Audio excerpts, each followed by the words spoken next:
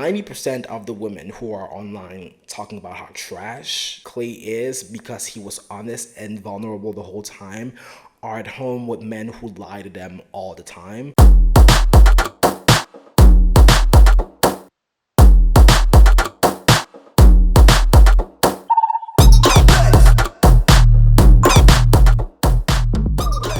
Hi everyone and welcome to my channel. That sounds very like YouTubey. That's crazy. And welcome to my YouTube channel, also known as Culturally Speaking. I thought it would be a good idea to come back to the Clay story. I know it's been talked about a lot, and I know I've talked about it a lot on this channel specifically, but given the reunion and also the interviews that Clay and AD specifically have been having on the Tamron Hall show, as well as the Jennifer Hudson show, I thought it would be a good idea to come back to the storyline. One striking part about the reunion for me was the discussion that Clay mentioned, the discussion that he had with his father. He specifically said that his father had not apologized for what he put him through and the impact that his father is currently having on his life.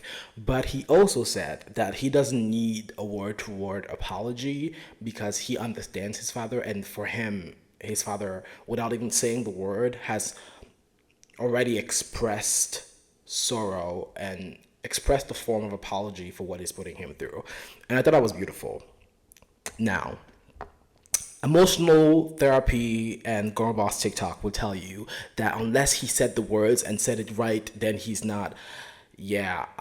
Immigrant families in general have a different way of communicating emotions and communicating empathy and communicating apologies that therapy TikTok and therapy internet would not necessarily agree with, but which is nonetheless healthy. So I think regardless of whether or not his father has said the words "I'm sorry," I still do think it's beautiful that he and his father have both come to the understanding that there's been an apology and that there's been amends and that there's continuous amends that are being made by his father toward his family.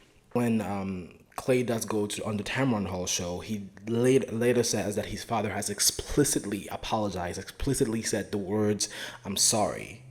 To be honest, if you go into most African families, if you and your therapy TikToks go into most of African families, you would be shocked by how many things you think are unhealthy, but that actually lead to very healthy and loving relationships without us ever having to say the words "I love you," without us ever having to say the words "I'm sorry."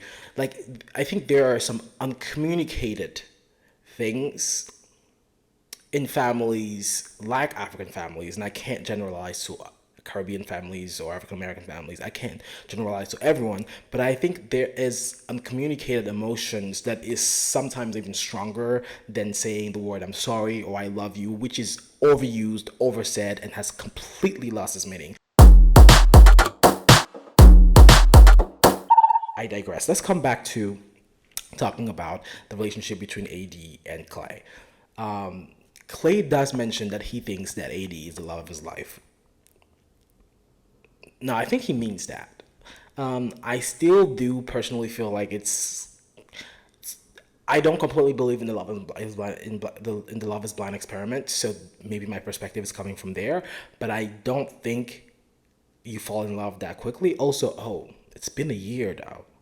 It's been a year. Let me just say this. I did feel like he was genuine, and I also did feel that AD is still in love with him. Let me tell you why. I think her thinking behind this is, I think she's very heavily influenced by what I personally call girl boss girl boss internet.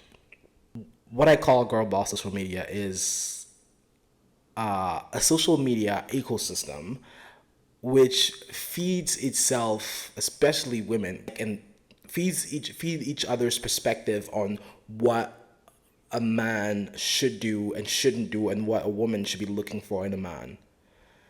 It becomes very complicated for especially for someone like AD who is in a relationship in public, for her to be able to listen to her own mind when all of the internet is telling her what they think the right thing for her to do is based on a few clips that we saw on Netflix, you know? And I think, unfortunately, she's following through with what the majority voices, or the loudest voices on the internet, on girl boss internet, are telling her she should do based on what they saw of Clay, right? And it is what it is. I think there are some reasonable arguments for why she shouldn't go back with him, especially given the fact that he said no. But I think there also are a lot of arguments for why it's worth giving that relationship a try, because of how truthful, in my view, how truthful how truthful Clay has been all through this process, how honest and vulnerable he's been with her. And 90% of the women who are online talking about how trash Clay is because he was honest and vulnerable the whole time are at home with men who lie to them all the time, are at home with men who are capable of articulating the right words to say without ever being vulnerable or expressing your real truths to them. They're at home with men who will never feel comfortable in your presence the way Clay felt in AD's presence.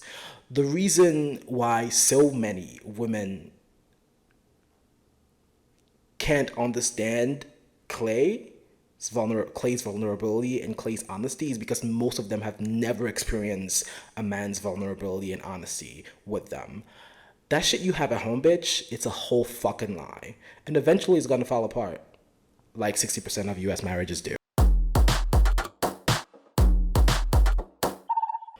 I also want to talk about the perception that we all have of Clay. And I know it's been a recurrent theme throughout this video and throughout the video I made before, but I think there's something to unpack about the perception that we have on him, because it still seems incredibly harsh to me. Like, even when he had an interview with Tamron Hall, at the end of the interview, Tamron tells him, "Stay away from the internet today." And what was implied in that sentence was people are being horrible to you on the internet. They are. People are calling him all kinds of names. And the thing about it is, first, I don't completely understand why there's so much hate toward him. Like, especially in the Love is Blind experiment. From my understanding, there have been so many people who have been 10 times more trash than AD, than Clay in this experiment, right?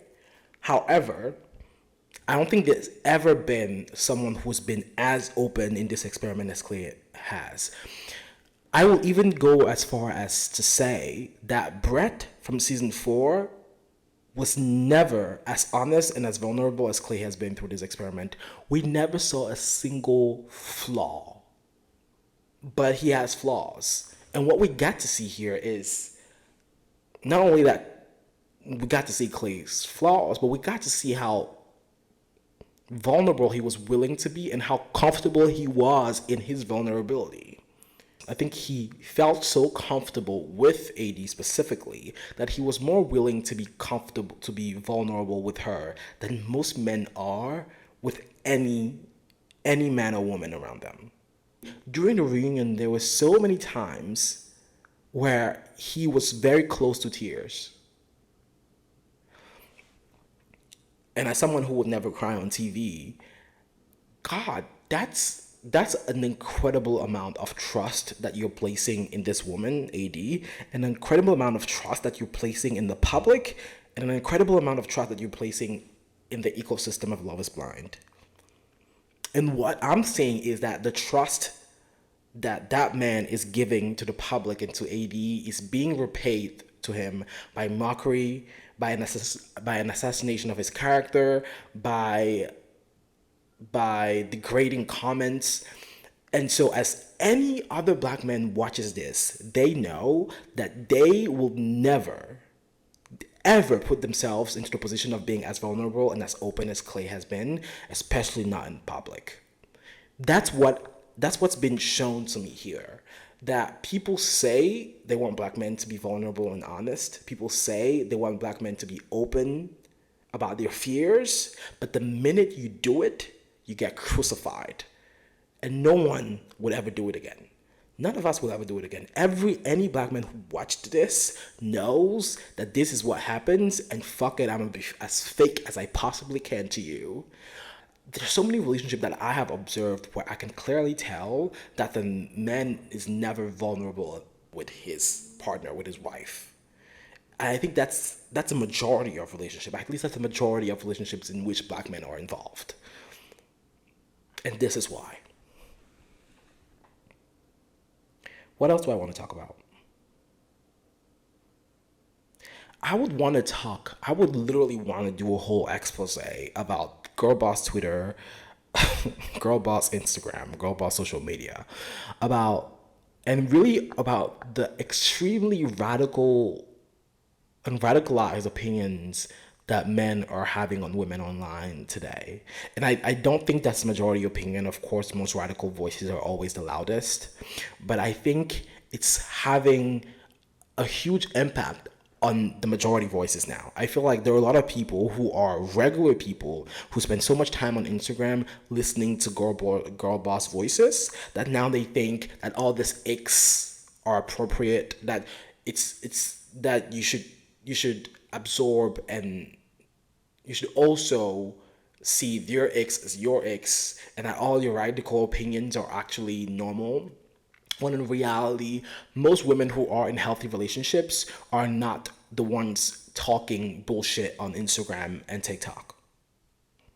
Most men who are in healthy relationships are not having radical opinions on podcasts. And I think it's really, really important for people who have mics and who are reasonable and who are mentally healthy to not repeat the stupidity of what some men and women are having on Instagram and TikTok.